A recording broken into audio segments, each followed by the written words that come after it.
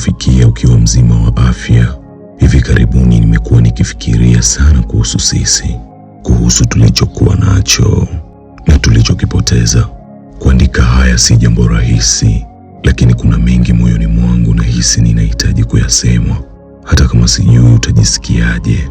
Sikia, kwanza nataka kusema asante kwa muda tulioshirikiana, kwa vicheko, kwa upendo na hata kwa masomo yaliyotokana na changamoto tulizokutana nazo. Ulikuwa sehemu muhimu sana ya maisha yangu, na kwa hilo nitakuwa na shukrani daima.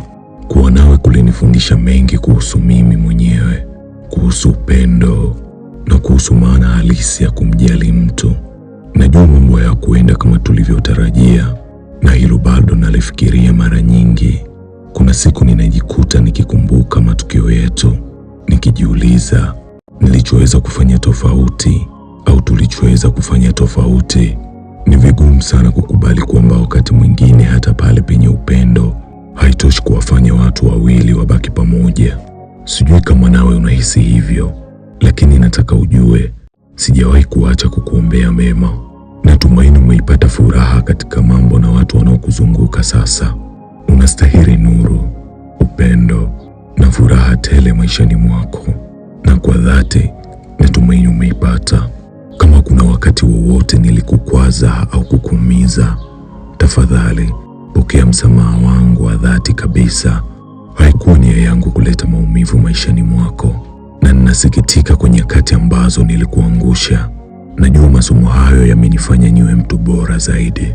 Barua hii si ya kufungua vidonda vya zamani, wala si ya kuomba kitu kutoka kwako. Ni ya kufunga ukurasa kwa wote wawili.